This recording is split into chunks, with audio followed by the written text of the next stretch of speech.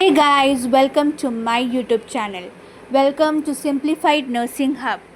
तो मैं आज फिर से एक नया टॉपिक के साथ आई हूँ, वो भी नर्सिंग का टॉपिक है, रिसर्च रिलेटेड है। थर्ड ईयर में जो रिसर्च है उससे एक इम्पॉर्टेंट टॉपिक है। तो चलिए देखते हैं कौन सा टॉपिक है and let's begin with the topic.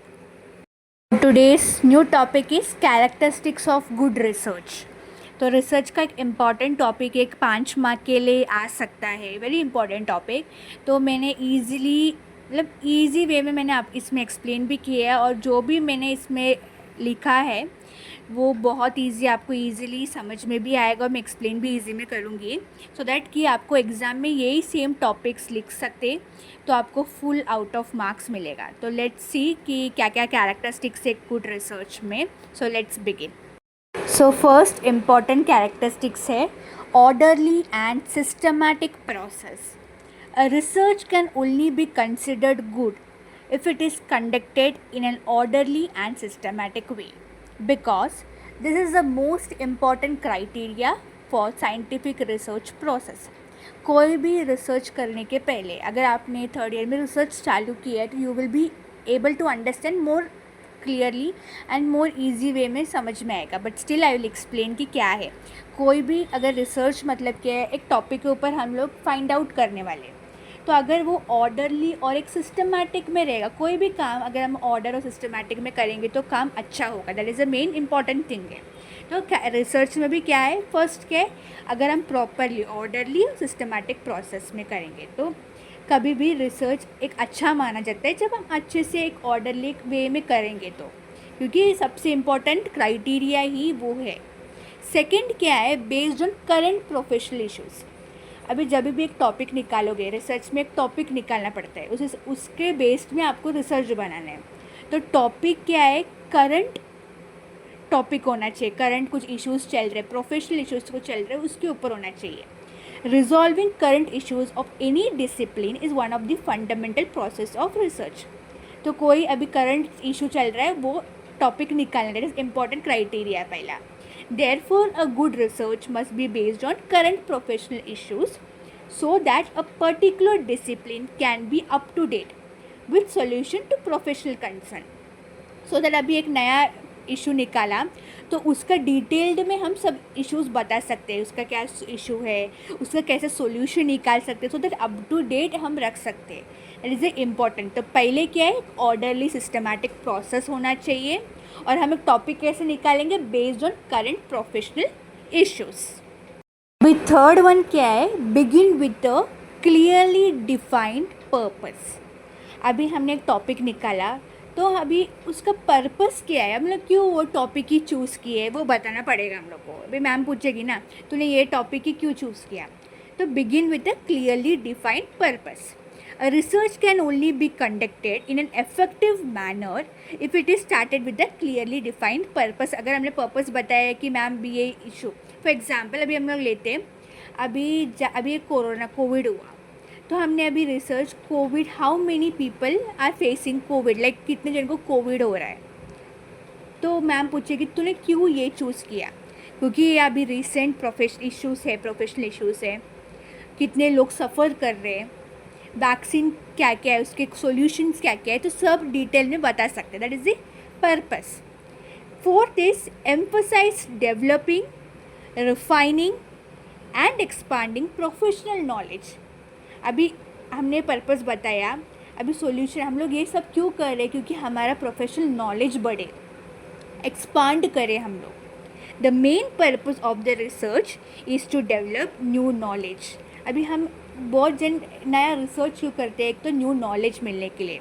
अब एक टॉपिक ऊपर हमने निकाला तो हम लोग को न्यू नॉलेज मिलेगा, कैसे सॉल्व करना है उसका इशू मिलेगा, तो नॉलेज। और refine the existing professional knowledge, एक तो रिफाइन, एक तो नया न्यू नॉलेज मिलेगा, और जो अपना जो पढ़ रहे उसको भी नया नॉलेज मिलेगा, रिफाइन करने के लिए knowledge. That is the important thing. तो पहले हमने क्या पढ़ा, हमेशा ऑर्डरली और सिस्टमैटिक प्रोसेस होना चाहिए, based on current professional issues. अभी हमने टॉपिक निकाला, अभी क्यों टॉपिक निकाला, पर्पस बताओ, तो begin with a clear defined purpose. और पर्पस बताने के बाद हमने क्यों कर रहे हैं, क्योंकि हम लोग को डेवलप करना है, रिफाइन करना है और एक्सपांड करना है professional knowledge, that is a fourth thing. अभी नेक्स्ट फिफ्थ वन है finding solution of a problem. अभी क्या है, हम लोग ने अभी टॉपिक निकाला, हमने बताया कि ये पर्पस है, अभी नॉलेज सब एक्सपांड हो गया, अभी टॉपिक निकाला तो अभी सॉल्यूशन भी ढूंढना पड़ेगा ना, तो that is finding solution of a problem. Finding answer और solution to a professional problem is another important purpose है रिसर्च का। सिक्स्थ क्या है, dedicated to develop empirical evidence. अभी सॉल्यूशन बताया है, सॉल्यूशन दिखाया, तो अभी हमने सॉल्यूशन फाइंड आउट किया, पर उसका एविडेंस किधर, अभी मैम पूछेगी वेयर इज़ द एविडेंस। तो अनदर इम्पॉर्टेंट पर्पस क्या है रिसर्च का, इज़ टू जनरेट करना है एविडेंस। अभी हमने फॉर एग्जांपल अभी सॉल्यूशन क्या है, अभी कोरोना का, कोविड का वैक्सीन दिया, अभी एविडेंस दिखाना पड़ेगा ना कि वैक्सीन लेने के बाद वो इंसान को कोविड नहीं हो रहा है, दैट इज़ द एविडेंस। तो another important purpose of research is to generate empirical evidence which can be use to improve the professional practice. Even क्या है, अभी अभी हम लोग टीबी का भी स्टार्टिंग में जो बर्थ होने के बाद एक टीबी का वैक्सीन देते हैं, तो उससे भी एविडेंस दिखाना पड़ेगा कि इतने लोग को वैक्सीन दिया और इतने लोग को टीबी या कोविड नहीं हो रहा, that is the evidence, that is the evidence है। तो फर्स्ट हमने क्या देखा, आई थिंक आपको समझ में आ रहा है जो मैं समझा रही हूँ। तो फर्स्ट हम लोग एक ऑर्डरली एंड सिस्टमैटिक प्रोसेस रखेंगे, अपना रिसर्च है तो एक प्रोसेस रहेगा बेस्ड ऑन। सेकेंड क्या है, हम लोग को करंट प्रोफेशनल इशू के बेस्ड पे हमें टॉपिक चूज़ करना है, चूज़ करने के बाद उसका पर्पस बताना है, क्यों चूज़ किए है, पर्पस बता दिया। अभी ये हम क्यों चूज़ किया, क्योंकि हमारा नॉलेज डेवलप करने के लिए। फिर हम सॉल्यूशन ढूंढ रहे, सॉल्यूशन ढूंढने के बाद उसका एविडेंस दिखाने का है। ठीक है, इतना तक तो आपको समझ में आ गया रहेगा। नेक्स्ट अब देखते हैं। अभी द सेवेंथ वन टॉपिक है strive to collect first hand information या डेटा। अभी हमने एविडेंस मिला, अभी इंफॉर्मेशन कलेक्ट करनी है। एविडेंस मिलने का क्या, अभी एक इन्फॉर्मेशन हम लोग को दिखाना है, एविडेंस मिलने के बाद क्या है, कुछ प्रूफ दिखाना पड़ेगा ना, डेटा मिलना चाहिए।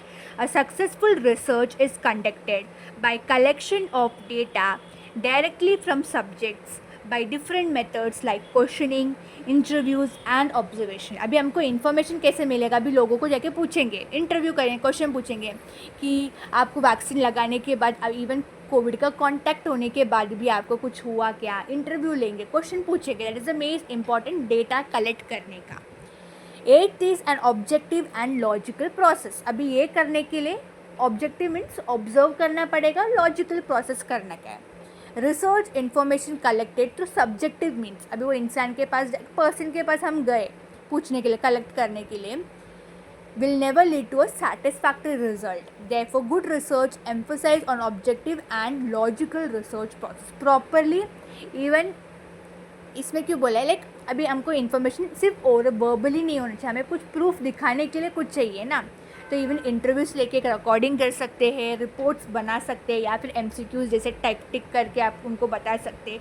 तो ऐसे ऑब्जेक्टिव एंड लॉजिकल प्रोसेस होना चाहिए, that then only the research will be a good research. ठीक है, फिर नेक्स्ट क्या है, ninth one, that is use of appropriate methodology. अभी कुछ मेथड से यूज़ करना पड़ेगा ना, सो दैट एविडेंस दिखाने के लिए। तो selection of methodology in any research depend on several factors because each variable and research as unique features. Therefore a good research always use appropriate methodology. एक method use करना पड़ेगा so that हमें evidence proof कर सके, that is the ninth point, use of appropriate methodology. Tenth one क्या है, conducted on representative sample. Research finding is only possible if study is conducted on A sample. अभी एक research कर रहे हैं तो प्रूफ दिखाने के लिए कोई तो सैम्पल, सब्जेक्ट होना ज़रूरी है, सब्जेक्ट मीन्स पीपल, पॉपुलेशन होना ज़रूरी है। अभी हम कोविड के ऊपर रिसर्च करें कि इतने लोगों को, तो लोग किधर है, that is a subject, subject के ऊपर करेंगे, then only we will get a proof ना कि ये हो रहा है। Therefore good research is conduct on representative sample. अभी समझो एक सैम्पल लिया, फॉर एग्जाम्पल मैं बताती हूँ, अभी स्कूल के बच्चे लोग को हमने 10th क्लास, तो that is a subject, 10th class के बच्चे लोग को लिया, वैक्सीन दिया, ओके। तो प्रूफ दिखाने के लिए एविडेंस कलेक्ट, लाइक उनका क्वेश्चन ले रहे, उनका इंटरव्यू ले रहे, उनको बता रहे कि कैसा है, तो उनसे डेटा कलेक्ट कर रहे, तो प्रूफ दिखा रहे, जैसे एविडेंस, तो प्रॉपर मेथड से यूज़ करना है, जैसे इंटरव्यू, ये प्रॉपर मेथोडोलॉजी। ठीक है, तो पहले हमने क्या देखा, फर्स्ट कैसे एक ऑर्डरली और सिस्टमैटिक प्रोसेस से रिसर्च पहले कंडक्ट करना है। उसके बाद टॉपिक तुम लोग कैसे चूज़ करोगे, करंट प्रोफेशनल इश्यूज़ के ऊपर। अभी टॉपिक यूज़ किया, मैम पूछ रही है पर्पस क्या है, क्यों चूज़ किया तुमने वो, ओके पर्पस बताया। अभी पर्पस बताने के बाद क्यों, हमारा प्रोफेशनल नॉलेज इम्प्रूव करने के लिए हमने टॉपिक चूज़ किए। फिर हम सॉल्यूशन ढूंढेंगे, टॉपिक है सॉल्यूशन ढूंढा, तो आप लोग पूछ रहे एविडेंस बताओ, एविडेंस के लिए एविडेंस किया, एविडेंस के लिए क्या है, इन्फॉर्मेशन पहले कलेक्ट करना पड़ेगा, देन ओनली एविडेंस दिखा सकते हैं ना। उसके बाद लॉजिकल, इसके लिए भी एक लॉजिकल प्रोसेस होना चाहिए। फिर अप्रोप्रिएट मेथडोलॉजी यूज़ करना चाहिए। मेथड किससे करेंगे, रिप्रेजेंटेटिव सैम्पल का यूज़ करने के बाद। ओके, द 11th सब topic is conducted through appropriate use of method and tools of data collection। अभी कुछ मेथड्स और टूल्स यूज़ करना है डेटा कलेक्ट करने के लिए, ये भी रिसर्च का इम्पॉर्टेंट टॉपिक है। Only the most appropriate method and tool of data collection can lead to successfully research. Example, questionnaire can not be use for illiterate person. अभी जो पढ़े लिखे नहीं है, तो हम एक क्वेश्चनर लाइक MCQ क्वेश्चंस बना के उनको इंग्लिश में या हिंदी में दे सकते हैं नहीं, क्योंकि वो पढ़े लिखे नहीं है। तो इंटरव्यू वर्बली उनको पूछना पड़ेगा, सो दैट वो इंटरव्यू थ्रू वीडियोस हम लोग को इन्फॉर्मेशन मिले, दैट इज़ इम्पॉर्टेंट थिंग। तो हमें क्या है, प्रॉपरली लॉजिकल यूज़ करना है, प्रोसेस यूज़ करके ही ये करना है। Use of valid and reliable data collection tool, जो रिलायबल हो, यूज़ कॉन्सेप्ट ये करना है।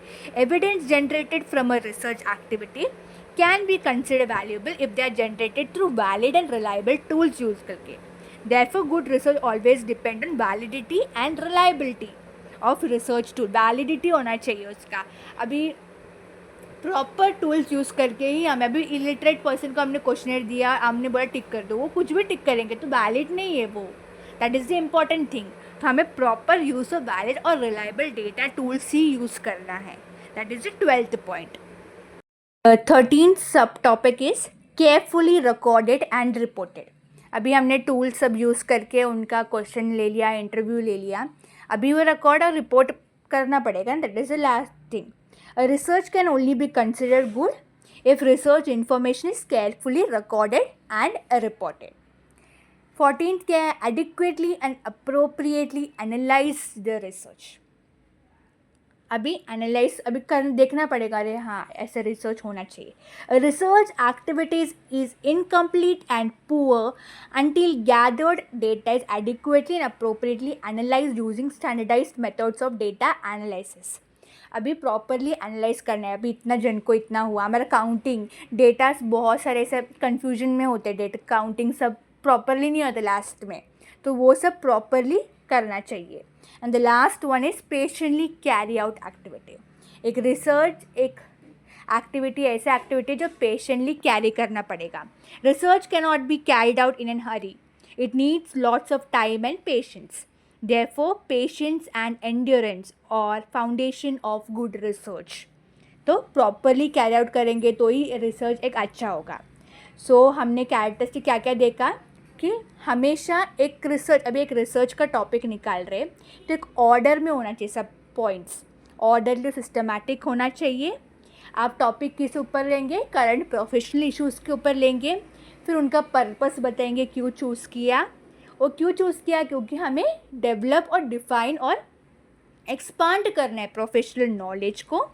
फिर हमने सॉल्यूशन किया, solution of a problem find किया, हमने एविडेंस ढूंढा, एविडेंस कैसे, फर्स्ट हैंड इंफॉर्मेशन और डेटा कलेक्ट करके, फिर हमें एक लॉजिकल, अभी वो कैसे करेंगे, लॉजिकल प्रोसेस से करेंगे, हम प्रॉपर मेथड यूज़ करेंगे, मेथड यूज़ कर रहे हैं तो उसके लिए क्या चाहिए, लोग चाहिए, सैम्पल चाहिए, रिप्रेजेंटेटिव सैम्पल चाहिए। हम अभी वो करके use of appropriate methods and tools use करेंगे, वैलिड रिलायबल टूल्स यूज़ करेंगे।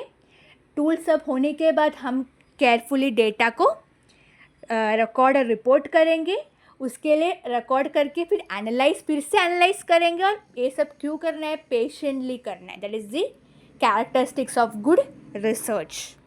आज का टॉपिक इधर ही एंड होता है। आई विश कि आपको समझ में आ गया रहेगा जो टॉपिक है। इजी वे में मैंने एक्सप्लेन भी किया, और जो भी मैंने लिखा है, जो इसमें लिखा है वो भी इजी वे में, तो आप ये पूरा लिख सकते हैं आपके एग्ज़ाम में। So don't forget to like, subscribe and thank you.